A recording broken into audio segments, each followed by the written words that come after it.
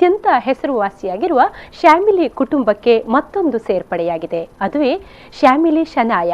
ಅತ್ಯಂತ ಬೇಡಿಕೆ ಹಾಗೂ ಬ್ರಹ್ಮಾವರದ ಜನತೆಗೆ ಅನುಕೂಲವಾಗುವಂತಹ ಹವಾನಿಯಂತ್ರಿತ ಸಭಾಭವನ ಜನತೆಗೆ ಅರ್ಪಣೆಯಾಗಿದೆ.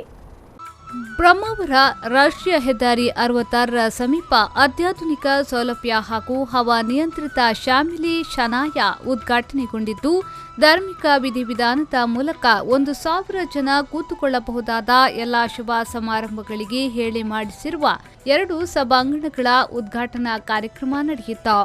ಶ್ರೀ ಮಹಾಲಿಂಗೇಶ್ವರ ಸಭಾಂಗಣ ಮತ್ತು ಶ್ರೀ ಕುಮಾರಸ್ವಾಮಿ ಸಭಾಂಗಣ ಎಂದು ಹೆಸರಿಡಲಾಗಿದ್ದು, ನಾಡೋಜ ಡಾಕ್ಟರ್ ಜಿ ಶಂಕರ್ ಹಾಗೂ ಪತ್ನಿ ಶಾಲಿನಿ ಶಂಕರ್, ಮಗಳು ಶ್ಯಾಮಿಲಿ ಹಾಗೂ ಅಳಿಯ ನವೀನ್ ಹಾಗೂ ಮೊಮ್ಮಗಳು ಶನಾಯ ಜೊತೆಗೂಡಿ ದೀಪ ಬೆಳಗಿಸುವ ಮೂಲಕ ಸಭಾಂಗಣ ಉದ್ಘಾಟಿಸಿದ್ರು.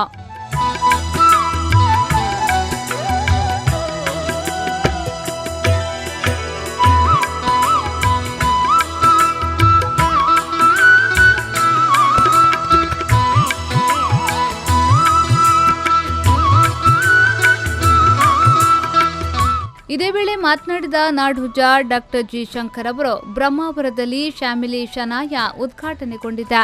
ಇದು ಎಲ್ಲ ಶುಭ ಸಮಾರಂಭಗಳಿಗೆ ಬೇಕಾದಂತಹ ಸಭಾಂಗಣವಾಗಿದೆ ಎಂದರು.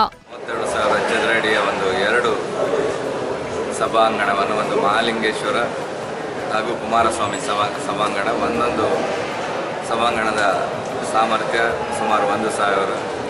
ಹಾಗೆ ಈ ಹಾಲಿಗೆ ಉಡುಪಿ ಶ್ಯಾಮಿಲಿಯ ಒಂದು ಪೂರ್ವವಾಗಿ ಬ್ರ್ಯಾಂಡ್ ನೇಮ್ ಆಗಿ ಶ್ಯಾಮಿಲಿ ಶನಾಯ ಅಂತ ಇಲ್ಲಿ ಸ್ಥಾಪನೆ ಮಾಡಿದ್ದೇವೆ.